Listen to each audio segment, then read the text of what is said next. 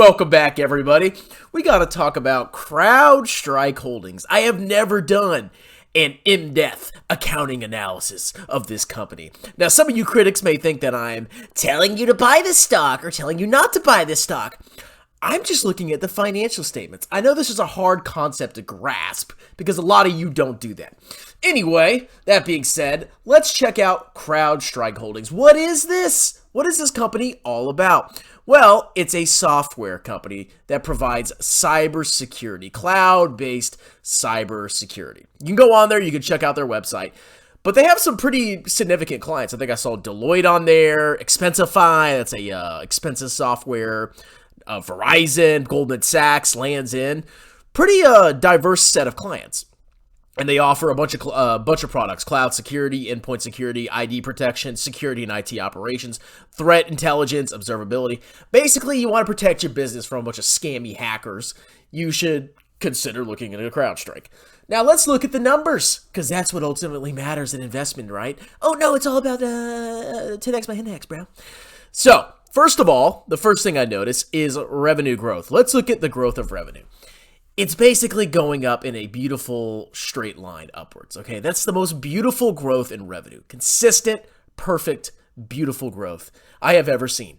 It's almost too perfect, in my opinion. But they have pretty incredible revenue growth year over year, and it's basically unblemished, just going to the moon. Let's look at gross margin. Gross margin, pretty consistent, okay? Your gross margin is your revenue minus your cost of revenue, whatever they allocate to that. It could be software costs, it could be whatever. Their gross margin, consistently in the high or low 70s. Seems pretty reasonable to me. Operating margin. So, as of the last quarter, 2023-01-31, they've had some losses, okay? Basically, every single quarter they've had losses. But the losses are getting smaller and smaller and smaller. That's a good thing. So far, so good, right? So we have growing revenue. We have a company that is approaching profitability with a high gross margin. This could be a potential stock to look at if you can get it for the right price, which ultimately you're the one that decides how to do that. Look at the profit margin. Boom. We also see losses on the from a net income standpoint every single quarter. However, we go to free cash flow margin and we see that they have positive free cash flow. Why is that? Well, after looking at about 20,000 stocks on YouTube, I've come to the conclusion that every single software company loves to dilute the shareholders. It is their passion to dilute the shareholders.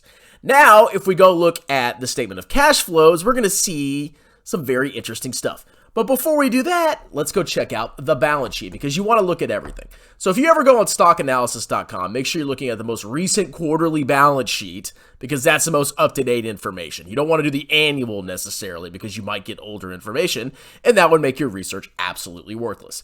So we can see that they have current assets of $3.6 billion, and they have current liabilities of $2.1 billion. So they are not imminently about to go bankrupt. On top of that, they have an insane amount of deferred revenue. What is deferred revenue? It's when you get paid in cash up front, but you haven't earned the revenue. So the vast majority of their current debt that they owe is just services that they'll have to perform in the future. Okay, I've seen worse balance sheets, at least from a short-term perspective. So they have a pretty fortress level balance sheet, at least from a cash perspective. They have $2.4 billion of cash sitting on their balance sheet. That's pretty good. And a lot of their short-term debts are not something I would worry about unless you see a bunch of contract cancellations and then this company collapses. But they are collecting a lot of cash up front. Okay, that's something that I can see pretty clearly looking at this. All right, let's look at long-term assets. So their long-term assets are $1.3 billion. Basically, the vast majority is property, plant, equipment, and goodwill and intangibles. Now, to be 100% sure of what those long-term assets are, we need to go look at the balance sheet itself. So they have a more detailed balance sheet. So they have goodwill. So they've been making some acquisitions. They've been paying more than the fair value of the net assets of some companies. And then they have a little bit of intangible assets. So if we go back, the vast majority of this is goodwill. Now, sometimes goodwill gets written down. Why is that? Well, sometimes the price that a company pays to buy another company is too much. Sometimes they paid too much. And when they do an impairment test and they say, hey, is this company that we bought actually going to generate enough cash flows to match what's on the balance sheet? Is this actually a fair representation of this company's expected future value that it's going to provide to us? No? Okay, maybe we have to write it down. And that's what could potentially happen with goodwill. But the goodwill is not to such a massive extent that it completely dominates this balance sheet. If we go down to their total equity, even if they wrote off all of their goodwill, that would not wipe out shareholders' equity. So that's not the worst thing that I've seen, okay? So total current assets, $1.3 billion.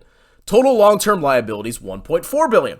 So they are, I guess you could call, underwater when it comes to long-term liabilities because their long-term assets exceed their long-term liabilities. But if we look in more detail, we can actually see that a big part of their long-term liabilities is also deferred revenue. They have been taking so much money up front. It's insane, okay? They've been getting a lot of cash up front. So deferred revenue is revenue they expect to earn out in for non-current is revenue that they're going to basically earn or the service are going to provide a year plus from the balance sheet date. So eventually, if all goes well, this is going to be converted to revenue, $1.7 billion. And this is going to be converted to revenue, $627 billion, at least a year out. So overall, their balance sheet is pretty solid. Okay, I can't knock their balance sheet as long as they deliver on their they're going to be good. I mean, they could theoretically take this cash and pay off all of their what I call real liabilities. They could pay off their accounts payable, expenses, payroll. They could pay off they could pay off everything. But then again, if their customers canceled, well, there could be some problems. So that's very interesting to see there. Now, the next thing we want to look at is shareholders' equity. So we see shareholders' equity is going up. That's generally a good thing, but sometimes you want to look at the details. Well, you always want to do that. Number one, we could see retained earnings, which is the company's accumulated profit and loss going down, down, down, down, down, down, down, down, down. So their retained earnings is going down, which means they're losing money, okay? They've had cumulative losses of $1.15 billion. Their common stock, on the other hand, is going up. So how is their equity growing? Well, the only reason their equity is growing is because of common stock issuance. They are financing their operations, a big part of it from equity, okay, from common stock issuance. So you got to keep that in mind. But overall, this company is not imminently going bankrupt. If we go look at the free cash flow, look at the cash flow, here's where a lot of the expense comes in. Here's where a lot of interesting things are happening. We have share-based compensation of $152 million. Now, the way share-based compensation works is when a company awards employees stock options, it is expensed as a non-cash expense over the vesting period, generally. That's generally how it works. You taking notes there? What's your face, Joseph Carlson? It's expensed over the vesting period. So what happens is on the statement of cash flows, because it's a non-cash expense, it gets added back. This 152 that you see is actually part of the expenses in this income statement right here. But it's a non-cash expense, so it's added back on the statement of cash flows. So we can see this company has insanely healthy operating cash flows. And even without the stock-based compensation, they still would have positive operating cash flows. That's good. Okay, in my opinion, that's good. I mean, yeah, they have a lot of stock-based compensation. I'm not saying, oh, it's so great. But if they theoretically had to pay all their employees in cash instead of stock, they could still afford it and still have positive operating cash flow. That's something to consider there, okay? And we can see that they have free cash flow. You take their operating cash flow minus their capital expenditures, they still have plenty of free cash flow. We can also see that they have share issuance. So like I said, they've been financing a lot of their operations from issuing shares. So overall, I mean, this company is interesting, all right? There's some negatives, the stock-based compensation, the losses on the accrual basis of accounting. We can see that every single quarter they have losses. The losses are shrinking. If this company didn't have share-based compensation, it would be interesting to look at and try to determine what would be a fair price to pay for this company. But right now, me personally, I'm not a fan of these software companies, okay?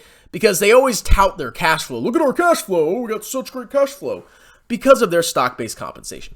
But there are a lot of positives to this company. I mean, that revenue growth is just straight line, basically. It's beautiful. Like, woo! Oh, that gives me shivers. Oh! Their balance sheet is great. Okay. This is honestly, like, more interesting than Palantir. I actually should compare this to Palantir to make fun of people. But this is, interesting company overall. Can't really knock it. Seems legit. They have a ton of deferred revenue. Now, that's something you'd want to look into a little bit more. Why are they taking all this revenue up front? What's going on here? And is that sustainable? Are they going to continue to generate all that cash flow in the future? We'll see. Hope you enjoyed the video. Hope you learned something. I'm not saying to buy this stock. I'm not saying not to buy this stock. I'm just looking at it from an accountant's perspective. Talk to you later. Cheers.